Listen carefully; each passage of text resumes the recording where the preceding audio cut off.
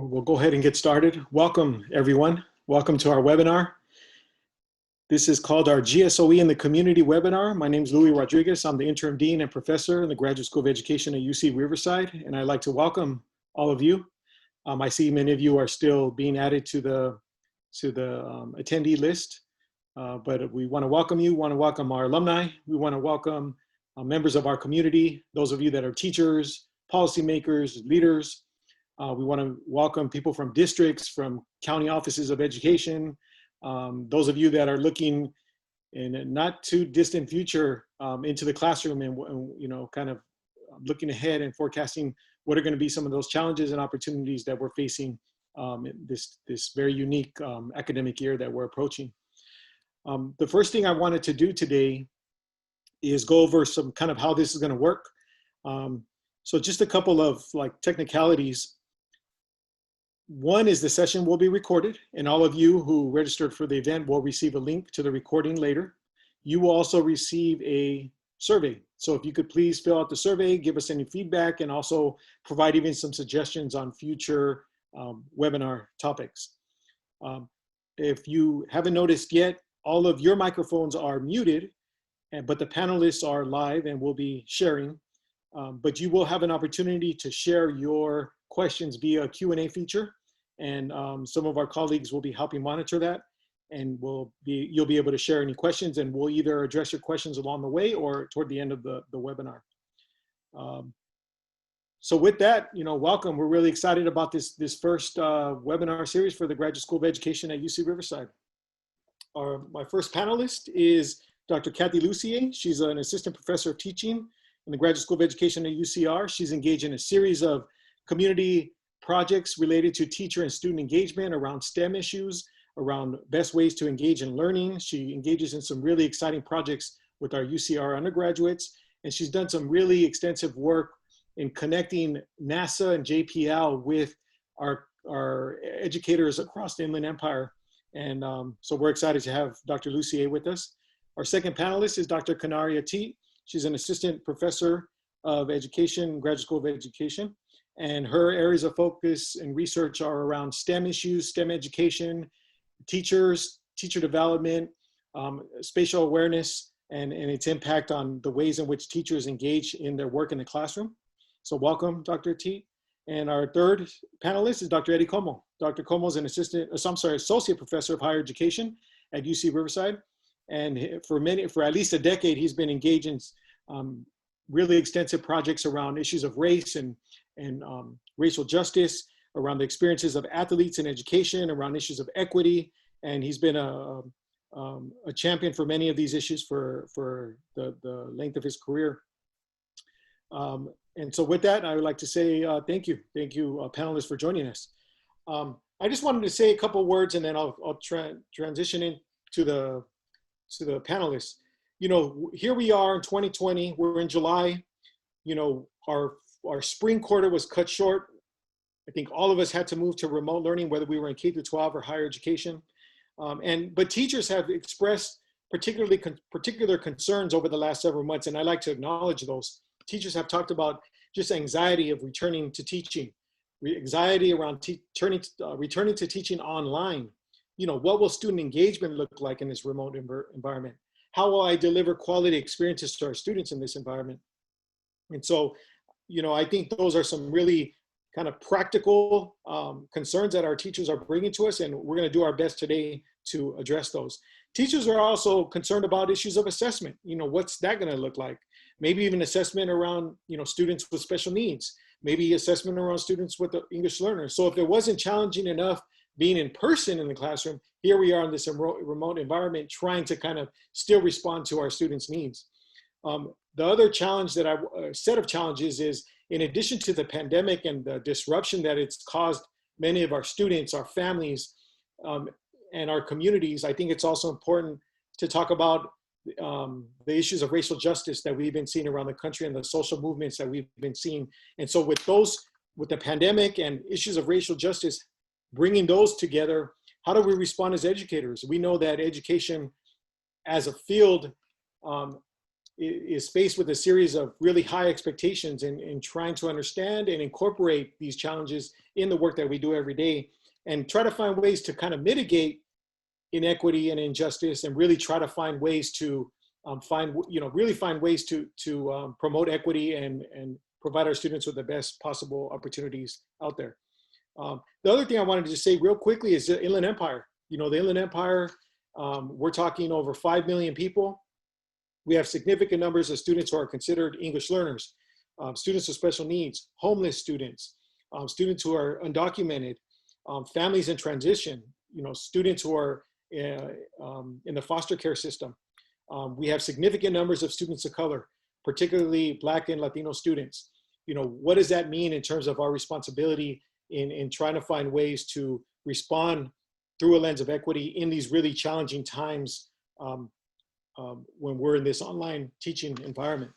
So with that context, I'd like to transition to the panel. And the first set of questions is really around the mindset. What kind of mindset do we want to get into? So first with Kathy, Dr. Lussier, what are your thoughts about what kind of mindset should we be thinking about as we enter the classroom for some of us in the next couple of weeks? Thanks, Louie. I'd like to start out with welcoming our teachers and family members and educators who have joined us today. I know a lot of you have really hectic schedules, especially with the school year beginning just around the corner. And so I really appreciate you taking the time to come and join us today. I also wanted to say that none of us thought as we started our teaching journey last year that we'd be conducting school like this. And I'm saying this because I'm talking with a lot of teachers and community members as who are really anxious about figuring out the perfect way to do this, about the best way. And I just wanted to kind of back up and say that it's okay that you're still learning and figuring this out. Now we're going to give you a lot of ideas and strategies today, and we can expand on that in even future webinars to continue to help you. But I just want to start out with saying that it's okay that you don't have it perfect yet, and that I want to encourage you to be kind to yourself. And there's something I do with my students that I think will help you as you begin your start of the quarter this year. And it's that I have my students, and so if you would do with me right now, think back to your favorite teacher in your childhood, and we all have one. And if you pull up that person in your mind and you think about them, it wasn't a perfect lesson plan, it wasn't a perfect handout that you're thinking about. It's a feeling. And so I would encourage you today to focus on two key things as we kind of get started here. And the first is that as a part of your goal for this quarter, giving your students a sense of that feeling of safety and comfort. And second, if you focus on having a growth mindset, that as you're going through this quarter, that you're going to reflect and revise, and that you don't have to be perfect. That'll role model for your students that you also realize that they're going to grow over the course of the quarter. Whatever spot they're in right now, it's okay. That you're there to help them just grow. And so I think if you focus on those two things as we kind of move forward with our ideas and strategies, that things are going to be okay, and that we're going to start from wherever we are and grow, then that's what I would advise right here in the beginning. Thank you, Kathy. Same question to you, Kanari. What kind of mindset do you think would be helpful to start off the school year? First, I want to say that if you've already taught in the spring or helped a teacher teach in the spring, you've already been doing an amazing job continuing to make sure that our K-12 students are learning in this shift to remote learning and the uncertainty that's associated with everything that's going on with the pandemic and with the protests. We understand some of the challenges that you're facing because we just to know that we're in the same boat. Have had challenges ourselves in trying to make sure our students are engaged and learning during this unprecedented time. So one thing I like to remind myself of, and one thing we don't, appreciate, is that you are already providing support and stability just by being there every week or every day. You being there at the same time every week or every day gives a kind of consistency to students that they don't necessarily get or are not getting at this time from outside sources. So as much as you think that, you know, you're rolling with the punches and things are really unpredictable, you being that familiar face at a consistent time each week is a source of stability for a lot of your students. Thank you, Kanara. Same question, Eddie. Thank you, Dean Rodriguez. You know, we have a, public health crisis right now where many families are being directly or indirectly impacted by this public health crisis. We know disproportionately Black and brown low-income families are impacted by COVID. We also know that many families might be facing economic hardship because of this economic downturn. And so I would say first and foremost is that we need to prioritize health and safety above, if possible, all other things. I know that some of us may be essential workers in families, and we may have to do things that perhaps we would expect to be impacted in some way because of this pandemic. And so that would be important. But I would also say too that many of our teachers are likely centering equity and justice in their work. So they're probably already thinking about how they would prioritize during this public health crisis. But if you're not, if this is not a skill set that you haven't fully developed or feel comfortable with, I would say at the very least, keep it simple during this pandemic. Think about where families are in this current pandemic and teach them where they're at, right? Teach them where they are. Ensure that you're providing meaningful responses to family depending on where they're situated in this current public health crisis. And I would also end by saying that, I know that we've been sort of suffering through this pandemic for several months now. I truly believe this will be temporary, right? This will pass at some point. And so I would consider how you can keep this simple. Don't think about having to be sort of having a TikTok presence. Don't worry about having these sort of amazing TED Talks, right? And don't think about trying to invest too much in sort of learning materials, whether it's lecture podcasts. Keep it simple. Think about small victories every day that can certainly amount to a lot. And those are the sort of things I'm thinking about in this moment. Thank you, Dr. Cuomo. A lot of great practical advice there. I heard, what is that feeling that we're providing for our students? We're providing safety. We're providing consistency. This crisis is temporary. Keep it simple. I think those are all really great suggestions. The second topic is around expectations. I know early on in the pandemic, even at the university level, one of our colleagues said, we really need to manage our own expectations of what's possible within this really challenging environment. And I think we could have some super high expectations, and that's okay. But what's reasonable within this really challenging environment? And we're going to really have to be flexible because there are going to be a lot of unforeseen challenges that emerge. And we know that we have expectations of students, administrators have expectations of teachers, and then we have expectations of what the system could actually provide. What are your thoughts as a panel? And we'll start with Kanari, around what kind of expectations should teachers be thinking about or might be helpful for them to think about as we approach the fall 2020? So I think there are a few things that teachers can expect. The first is that you can expect that some of your students are going to show a little bit more of summer slide than you're generally used to or that you expect during other years. Parents are trying to work, they're trying to take care of their kids at the same time, and extracurricular options are limited or they're simply just non-existent. And that means that it might take longer than normal this fall to get your students back to a level where you might be able to integrate new material than it usually would. I think teachers can also expect that there are going to be students who are really excited for remote learning. They really liked it in the spring. They're excited to get back into it. And I think there are going to be students that are not as thrilled by that situation. But that doesn't mean that has any reflection on your teaching.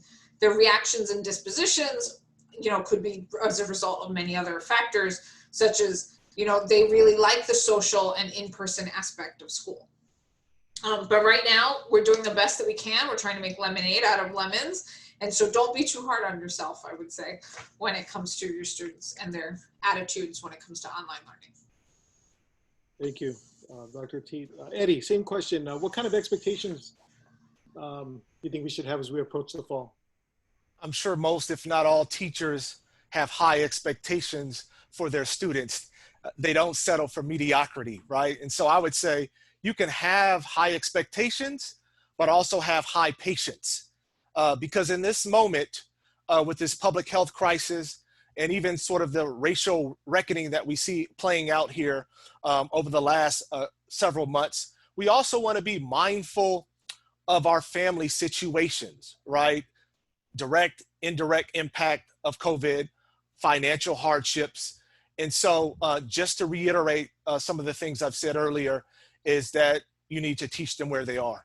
You need to make sure that we identify where these families are in terms of their health, their well-being, and figure out ways that we can sort of develop in sort of maybe more deliberate, slower paces than we would in a sort of regular, more traditional environment. And so those are the things that I think are central to really being able to see at least some fruits of your labor, to see some sort of talent development, is to really think about those sort of small intentional ways in which you can engage and re-engage students in learning, and also being mindful that on any given week, on any given day, that a family can be disrupted as a consequence of the current environmental situation.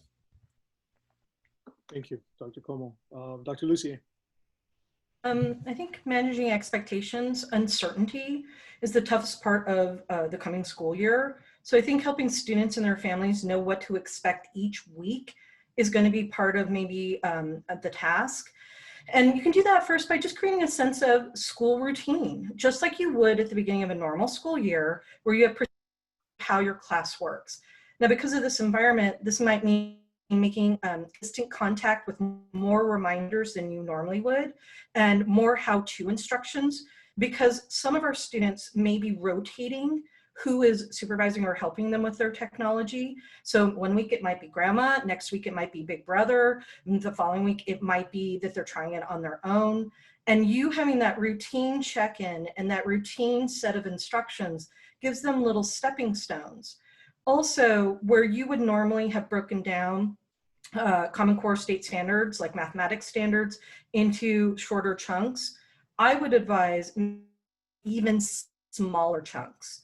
It does two things. One, it makes every task feel very manageable, which gives a sense of accomplishment and motivation. It also, if you have students whose lives are disrupted, it's really easy to then nibble away at items because it isn't super big and long. It's two little steps versus one big step. And then lastly, I think deliberately adding in a moment for social connection in your classroom. Because remember, normally you're greeting your kids at the classroom door. Your principals, administrators, and teachers are talking to parents in the carpool pickup line. You don't have that right now.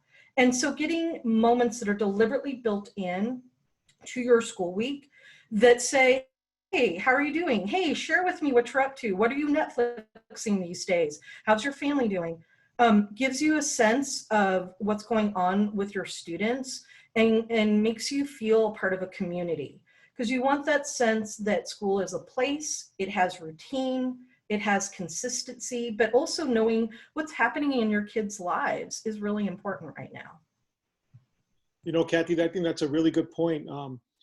It seems like within this environment and the context and like Eddie mentioned, the environment that we're in, it almost seems like, I know when we're teaching face-to-face, we know how important it is to check in with students, and we might do that weekly, but it might also be worth doing that daily, just because of where we are and investing in that time early. Even though we'll probably have very limited instructional time, it's probably worth checking in daily as just a gesture to say, you know, I'm here for you, and creating that kind of safety and recognition of where students are in this particular moment. So thank you all for mentioning that. You know, the next topic that seems to be really relevant to teachers is this notion of flexibility. What role does flexibility play in the classroom, and how is that related to equity issues? Eddie mentioned earlier that we need to meet students where they are, and our students are going to be at different places that Kathy mentioned earlier, and that Kanari was talking about the summer slide. We're going to see varying levels of preparation this fall. What are your thoughts about the relationship between flexibility and equity, especially within a COVID-19 context and also within this struggle for racial justice in our country? And I will start off with Eddie. Oh, that's a great question, Dean Rodriguez. My initial reaction would be that equity and flexibility should not be mutually exclusive. They should not be in conflict with each other. And so if we're centering equity in our teaching, in our day-to-day practices, we can be firm, but we can also be fair and be equitable in how we engage our young folks, our students. And so one way we're able to identify areas where we may need to be more flexible is to know who our families are, right? And so if you're already doing sort of weekly check-ins with your students, I would suggest that you ramp that up, right? You may have to offer more check-ins with families, given sort of these sort of turbulent times that we're in. And so I think that would be one way to really think about how you might respond in meaningful, equitable ways to students, is by certainly embedding some sort of check-in mechanisms with your family so that they can sort of report out, sort of share what's going on in their world, what's going on in their environment. That would be one area that I'm thinking about in terms of how instructors, how educators might be flexible during this pandemic, is to really understand their families. And that could be in the way of check-ins. Thank you, Dr. Cuomo. Kathy, same question. What do you see this connection between flexibility and equity in the classroom? Well, I think that absolutely, I agree with Eddie that checking in more often, and then also differentiating your response formats certainly could contribute to that, where you allow different types of technology to be used, because some students may be sharing Wi-Fi and so if your learning objective is not tied to a format, but maybe, for instance, hi, look at this data and evaluate it, allowing students they could do a Google slide presentation where they write their speech, or maybe they use a phone and record their speech. See how your learning objective is still being fulfilled, but you're allowing multiple modalities to answer it. Notice that could also help your English learners, where you could still provide sentence stems and word banks, but you're allowing them to choose the format that they're giving you the response in. Also, as a form of equity, then that also allows you types of different examples that students could bring that are culturally relevant to their own personal experiences and background. We talk so much about sharing real life examples. I say, let's make this an opportunity for an advantage. Instead of talking about my family and my background, why not show some of it, or share, or say, hey, this is what I did today. In social development, we talk about how empathy and pro-social behavior comes from understanding each other. Well, this is a great chance to allow those examples to organically happen and be brought into that conversation. As part of checking in. I mean, like, that's why I joke that you can see all my bookcases, but you don't see my mess on the other side, but occasionally I show you my coffee cup. Just making yourself that role model of giving glimpses of your life and how you're trying to struggle to adapt might be really important in this moment. Thank you, Dr. Lussier. Dr. T, same question. What do you see the connection between flexibility and equity? I'm going to build a little bit on what Kathy just talked about when it comes to options. In addition to giving options when it comes to types of assignments, I also think if we want to be flexible and equitable, it also involves having options when it comes to deadlines and assignments. So for instance, you could say that for every chapter or for learning goal, you need to finish 2 of the following 5 or 3 of the following 5 assignments. And this not only gives flexibility to your students, but I think when it comes to equity, we need, especially right now, we want to give flexibility to our families and parents as well. And so while parents are juggling, trying to work and put their kids through school at the same time while being at home, this gives parents the options to do assignments at times that might work better for them versus trying to meet every deadline. So they can choose the assignments and the deadlines and the parameters that work the best for them. And this, levels the playing field a little bit more across our students who might have less support systems at home versus students who have more extensive support systems at home. Thank you, Dr. Pete. One thing that occurred to me as you were talking, the entire panel, one could easily start to think that if I'm flexible, I'm starting to lower my standards. But what I'm hearing is no, flexibility is actually a gesture of equity. It's a gesture of recognizing the situation that we're in.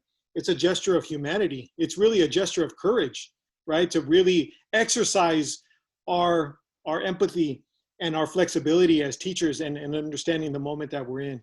And I think it's important that we get to this point where we're okay with that. And we should be okay with that as educators, as we engage in our, in our work in the classroom. The next topic I want to turn to is with Dr. Cuomo. In recognition of this larger moment we're in, I wanted to see if you wanted to share some more concerns or thoughts around when it comes to equity and the role of educators. What should we be thinking about, when we're talking about the pandemic, we're talking about ongoing challenges around systemic inequality and racism around the country, and what is our role as educators in kind of responding to that? In what ways can we respond to that? And then even thinking about the Inland Empire, and as a kind of a microcosm of society at large, we're seeing these issues really amplified here right now in 2020. Right. As I indicated earlier, disproportionately Black and brown low income families are impacted by this public health crisis. We don't have a vaccine. We don't have mass efficient testing unless you play for the Lakers or the Dodgers. And so I think as leaders, as educators, it should be a consistent message. We must physical distance. We must continue to wear face coverings, right? That's the only thing that's going to bend the curve. That may be the only thing that gets us to be able to open up our campuses until we have a vaccine. So that would really be my message with respect to the pandemic. On May 25th, we saw George Floyd having the life squeezed out of him for more than 8 minutes on which was a televised event. And we've seen a number of folk, a diverse group of folk, not regionally, but globally, in this historical moment, thinking about ways that we can kind of disrupt this racial hierarchy, this unhumanness with respect to Black people. And I really think this could be a teachable moment. Even as the music stops playing, as we see less and less protests playing out, there is a call to action from educators, from leaders, from family members, to really think about how can they do better? How can we create a society where there is humanness, where there is sites of community, sites of belonging. And too often, disproportionately, Black people don't feel that way. And so here's an opportunity for us as educators to really think about how we can incorporate on some level issues around equity, issues around racial justice. And for many of us as educators, perhaps we don't feel as if we have the competency, the skill sets to really engage our young folks in a conversation that at least raises critical awareness. But I will say this, that's where we draw upon those who have the expertise. I don't know of folk in my circle who do have that expertise that if called upon to engage in a lecture for 30 minutes, for 45 minutes to a classroom full of sixth graders, that would not take on that task. And so I really believe there's no excuse. that if you don't have that competency, figure out how you can fill that information or knowledge gap. There are people around that have that expertise. For those of you who do have that expertise, put it to use. Figure out how we can center vulnerability, the conditions of Black, brown, low income, first gen students in our analysis, in our instructions. I think that could be a starting point to raise awareness, but also keep in mind that raising awareness is not justice. It's part of the process that hopefully will lead to racial justice. And to me, that's a starting point.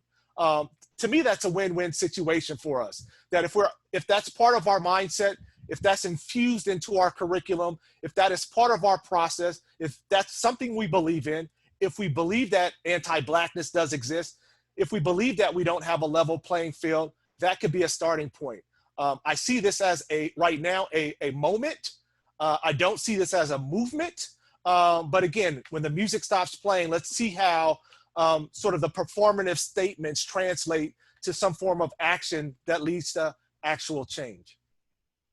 Thank you, Dr. Cuomo. We'll circle back to this, but someone asked a question asking for specific anti-racist and social justice pedagogy within the remote learning environment. So maybe Dr. Cuomo, if you can think about maybe a couple of references, or I know we have a lot of colleagues that engage in that kind of work. And so we'll circle back to that shortly. Dr. Atit, I know a lot of your expertise is around STEM education issues and the role that teachers play in promoting STEM learning opportunities. What are your thoughts because I know a lot of our audience members, a lot of our teachers are single subject teachers, or they're elementary subject teachers that, you know, they're looking for ways to engage their students in STEM learning opportunities in this remote environment. What thoughts do you have about that topic? I'm sure many of you are doing this already, but I'm a big fan of finding STEM at home. For primary students, for those of you who are elementary teachers, for students younger students who don't benefit as much from screen-based learning, I'd supplement curriculum by embedding instruction and learning opportunities and activities they already do at home.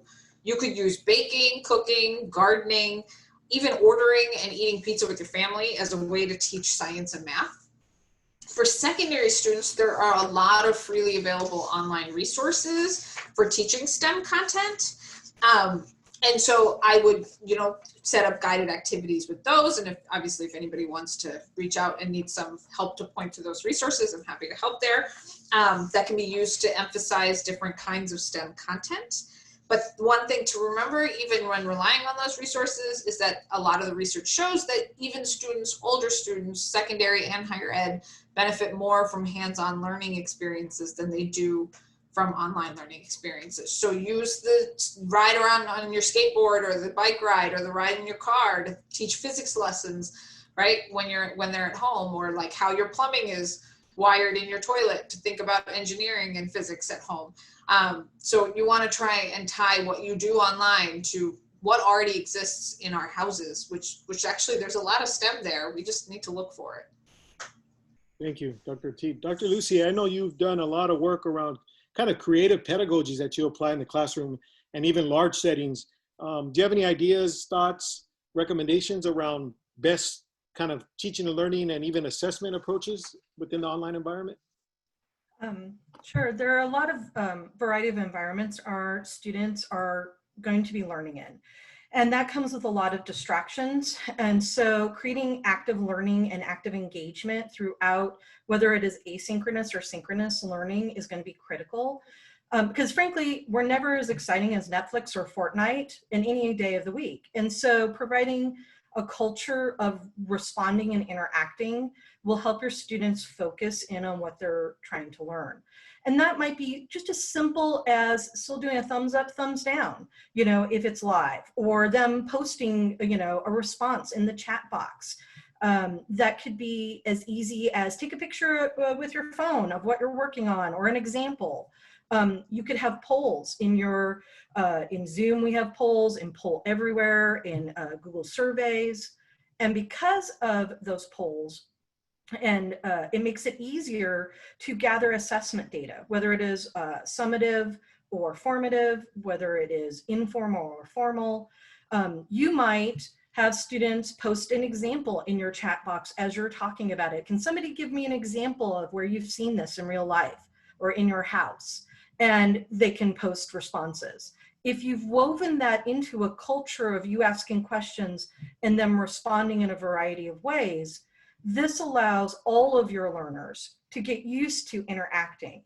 And then, of course, in some settings, you would collect that as data. And the one way that being on the online environment is it's really easy then to save those whiteboards, those virtual whiteboards you're all responding on, or that survey data. You could even make it as simple as having your students write the answer and hold it up, on the screen, and you just take a Brady Bunch snapshot and see that everybody was participating and trying things out. So you can use those techniques you're used to in your classroom and just translate it to an online environment. It does not have to involve investing lots of money in really complicated technology that you might not have time to do. So it allows your students to practice responding in a variety of ways, which allows you to then adapt that instruction to different learner types and or platforms, so that if a student doesn't have a laptop in front of them because they're socially disadvantaged and or sharing, you can then still gather information and chance and points of contact in interaction. Thank you, Dr. Lussier. We have one more question that we're actually getting some really great questions from our attendees here in the webinar. So the last question is around self-care. We know the spring was really challenging, not just in terms of work, but I think emotionally as well. Those of us who have children or family members who, had to graduate remotely, had those critical transition years from middle school to high school, or, even, pre-K to kindergarten. There's just a lot of opportunities that were probably missed because of COVID-19 and a lot of the restrictions. And so we know there are going to be challenging times ahead.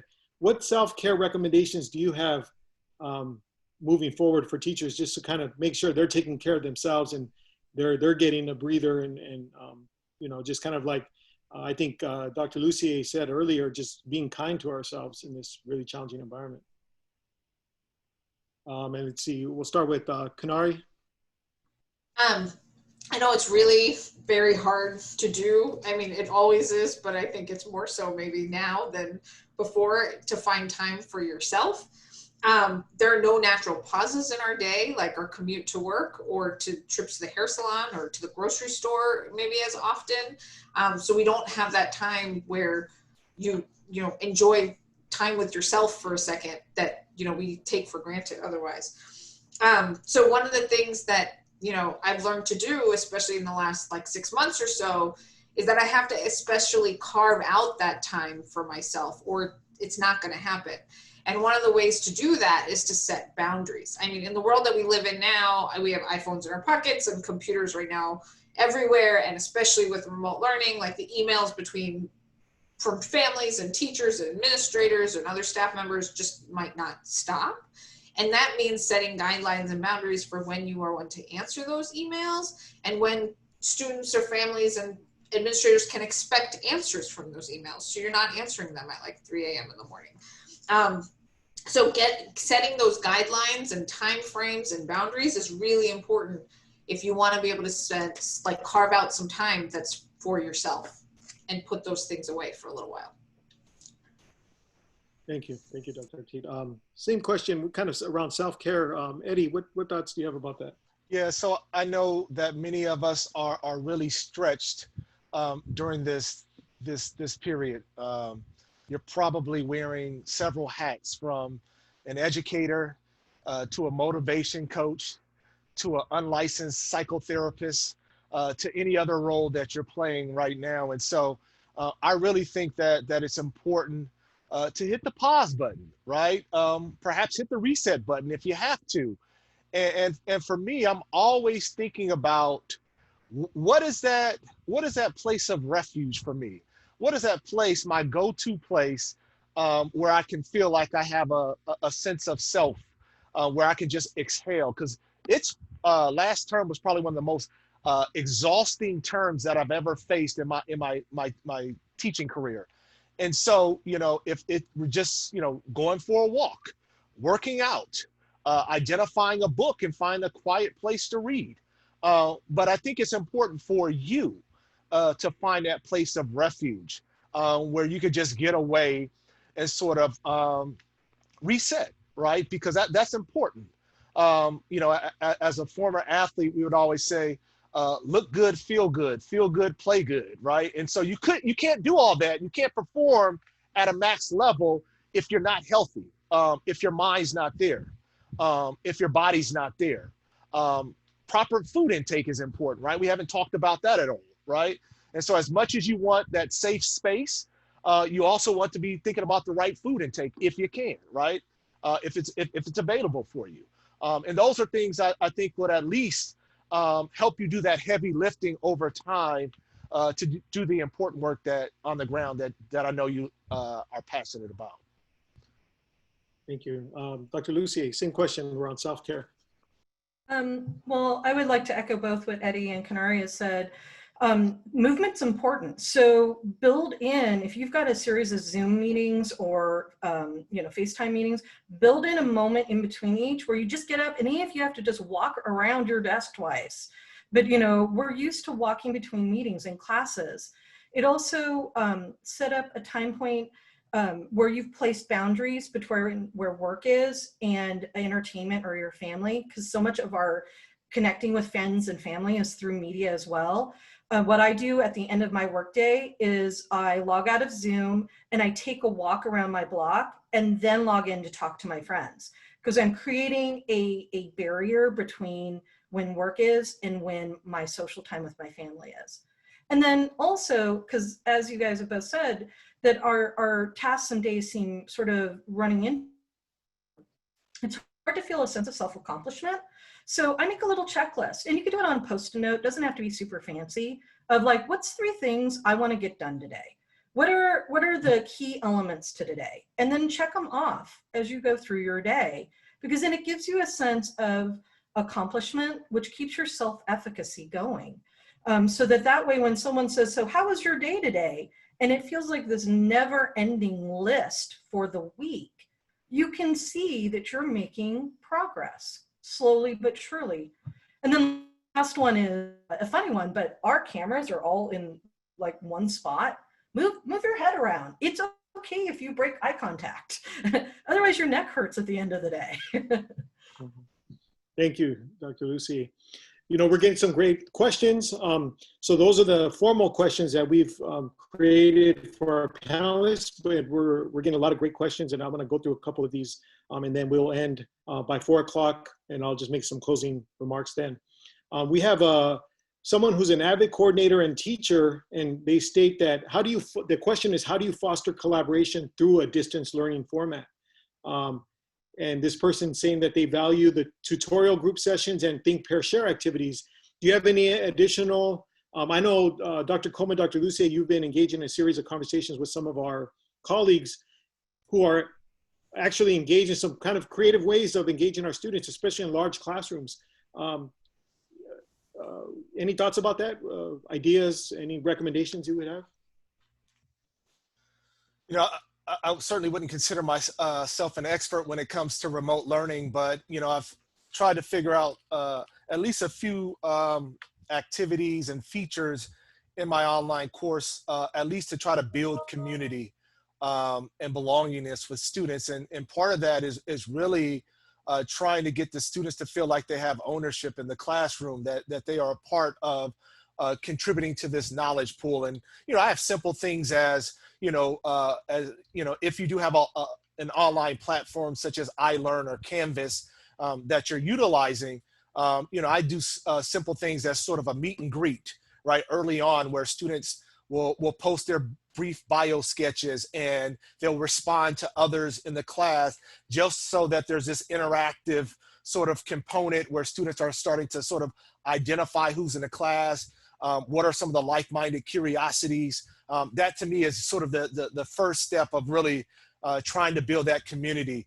Sort of the other sort of small piece that I have that I really enjoy is just sort of a Q&A link, right? Where instead of students feeling as if they have to go to the instructor of record or the teacher for every question that they have, whether it's regarding assignment or some other aspect of the class, typically it's not a personal issue like medical or a grade issue. It's more so general assignment types. And so I'll have them post a general question under the Q&A link, right? And it's not necessarily up to the instructor or the teacher to respond to that question. I actually highly encourage students to jump in and answer that question if they know the answer, so they're all contributing to a conversation, a discussion in that classroom. To me, that are small ways that we can build community and students can actually feel like they're a part of this learning journey, right? And there are other things that you can do, whether you're having group assignments, activities where they're collaborating with each other. That's a way to build community. And I'll stop right there because, I mean, there's a laundry list of things that you can do, but these are some of the things that I felt are pretty effective. Thank you, Dr. Cuomo. Dr. Lucy, any thoughts there? Absolutely. Some of the things Eddie does, I do myself. And creating think, pair, share spaces, you can do it through a variety of venues. Some of it could be as simple as whatever chat box. You could use share boards like Jamboard or whatever equivalent you have in your system. You could even just do a Google Doc and have students, you know, working on ideas if they're working on a task. I've made breakout sessions in Zoom where we pose a question. Instructor and your assigned helpers can drop in on the groups to make sure they're following, you know, kind of the prompt. So that way it can be both verbal and in writing. I also believe in kind of reflection and kind of team support. So we'll have students in some of my classes post their rough draft of an answer, and then everybody has to give a thumbs up, what I think you did really good in this, and a hint and help response. And you can't have more than 2 responses, so that way everybody gets some. And then they can revise and reflect before they post their final answer. So there's a lot of both formal and informal ways to create collaboration, up to and including my very first week of school, I make tech buddies. I randomly assign everybody in my class 3 other students from the class. And that way, if your screen froze or your laptop broke or your dog ate your homework, which shouldn't be happening, but you never know, they have somebody that they can text message or call on that says, I can't log into this. And it forms the idea that we should be all helping each other, both in school and in accessing school. Yeah, there's a lot of ways to do this, and there's no one right way, but I think just giving a lot of opportunities for it. Thank you. We have another question. Maybe Dr. Cuomo, you could address this. Someone asked, as election season approaches, we might anticipate more divisiveness and racial hostility in our country. What might teachers do to get ahead of this? Maybe by creating protective factors for their students. And, you know, how might you recommend engaging in this conversation? What guidance can you provide? Again, you know, I think the racial political divisiveness has always been here. It's just a little bit more magnified with the current leader of the free world. You know, just to reiterate what I said before, if you're teaching from an equity and justice centered perspective, a lot of the sort of social inequities, the class and racial disparities that do exist are oftentimes part of the curriculum. It's part of the conversation. And so there are ways in which you can engage in, you know, an assignment around experiential learning, right? Where you identify a particular social ill, right, that exists in our world, and then figure out how one might frame and identify that actual problem. And using a sort of collaborative effort with your students, you all might work toward understanding and unpacking that problem, but how do you meaningfully respond to that? Now, again, it takes a facilitator or instructor who has that skill set. I would suggest if you don't have that skill set, how do you fill that knowledge gap? Bring in others who have that expertise that are willing to help with that conversation to help to unpack that. you know, those are the things that I'm thinking about sort of more broadly. I mean, we can get into the specifics, but yeah, typically work that is sort of social justice oriented, we're really looking at those critical issues and figuring out how do we understand that problem, and then how do we disrupt and respond meaningfully to those problems. Thank you, Dr. Cuomo. We're getting a lot of great responses. Someone really appreciated the tech buddy suggestion, Kathy. Thank you for sharing that. One of our anonymous attendees said they taught calculus and they highly recommend a journal entry instead of a quiz style assessment, and found it to be, it sounds like it was something that was really helpful. I think we also observed that at the university level, right, is making those adjustments. You know, what we thought were going to be our expected end of the quarter project, we actually made some adjustments there because the times called for it. And I think this person probably concurs with that. You know, Kanari, to bring you into the conversation, we received a question ahead of time, and someone asked, what are best ways to collect evidence around through the distance learning format as it relates to collecting data for IEPs to inform future learning around both academic and life skills? Do you have any thoughts about that? Yeah, when it comes to collecting data, Kathy mentioned this already, so just reiterating what she had said, I like to use polls and surveys with my students. I also like to look at performance on assignments as methods of collecting formative assessments that inform how my instruction or what activities they're taking place in, that are participating in, might need to be modified, and also trying to learn about future learning for students, especially for students with IEPs. Formative assessments are really crucial. So looking to see at the work that you are already doing, using your assignments and using your projects as ways to understand, are they meeting their learning goals, or are my students, you know, off to the side and I need to bring them back to the center. And I think the other part of the question is like whether quizzes are a good idea and what's the best practice when it comes to quizzes. For primary students, you might have to make your quizzes into games, right? Because attention spans are small, working memory capacity is limited. You want to be able to make it more engaging and fun. And so game-like assessments are a lot more effective when it comes to younger students than they are with older students. And I think with older students, having talked a lot about equity and flexibility that we've already touched on, giving them the time frames and the ability to choose when to take the assessment. If you're giving a 15-minute quiz, maybe giving them 48 hours to do it within, like gives them the space to be like, where can I find internet? Where can I find a quiet place to do it in? Anywhere in that 48 hours versus like, you have to do it within this half an hour. When it comes to big, like I know exams, I have stayed away from them personally myself, because in doing them from home is just really difficult, and it doesn't really end up in great data if you were looking for data collection. So I would err towards, you know, using the tools that you have as, you know, data collection resources. Thank you, Dr. T. We have about 6 minutes left, and we have a couple more questions. I'm going to ask the panelists to see if they could answer the questions in a minute or so.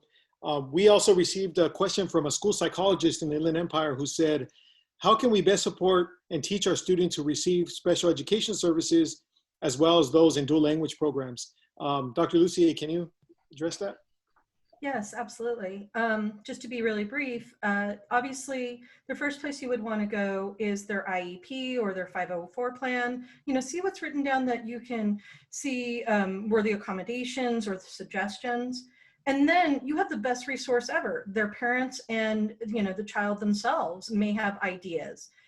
For myself, when I was checking in with my students who needed accommodations here in college, you know, last spring, some of them were taken care of because it was at home, you know, extra time, a quieter environment to do the activity. Some of it is just extended time, which you can certainly build in. And because we're already breaking down our instructions and steps into smaller pieces, You can very easily accommodate that for students who maybe need visual examples by recording yourself doing an example or taking snapshots, as well as our dual immersion students where you can do activities where maybe you demonstrate in the Spanish language and then the English language or whatever you're bridging, where you slowly started out in the one language and transition it into the other. For example, you might demonstrate it in the language and then have them answer in English, and then slowly over time use the word bank, and then slowly over time answer in the full language. So there's a lot of ways that you can incorporate this in, but also having your students give you what do they need help with. Thank you, Dr. Lussier. Dr. Cuomo, one of our panelists asked, or one of our attendees asked, how do you cultivate community in the classroom? And I want to connect that to one of our questions that just came up that asked, especially seniors in high school, you know, they're thinking about applying to colleges. How do you kind of build that community so that they can, you know, really be ready and motivated and looking to that next step, which is applying and then going to college, especially in this environment? Right. So that's been an ongoing conversation with me as someone who is the chair of boards, and we are charged with looking at undergraduate admissions processes and certainly sending broad, effective messages to high schools and high school, including counselors, to ensure that they're well prepared for the transition to college. And so I would say you certainly want to be prepared. And part of that preparation is understanding that not only at the high school level that we're trying to exercise full flexibility given the current health crisis, we're also ensuring that some of the requirements that we have for transitioning to a 4-year, that admissions directors are flexible as well. In addition to that, campuses are also engaging in more virtual town halls in session, understanding that lives have been disrupted and it's not normal. These aren't normal times. And so I would encourage all seniors who are preparing for the transition to a 2 or 4 year college is to really identify those virtual sessions, those officials that are working with or affiliate with these campuses that can fill any information gaps you have, that are helping you through this process, because you should not be doing this alone. Part of what boards, the committee has been doing, particularly at the UC system, is ensuring that local campuses are engaging in diverse communication channels to ensure particularly vulnerable communities are well aware of the changes that are going on at the 4-year. And so I would really encourage you to connect with your counselors and really identify those colleges that you've identified, and making sure that there are clear communication channels, and that if at all possible, identifying current students on those campuses so that at least you can engage in a conversation about what that landscape might look like given what we have and the restrictions that we have in terms of the path forward. Thank you, Dr. Cuomo. I'd like to wrap up by thanking our panelists for joining us today and providing their knowledge and expertise and ideas.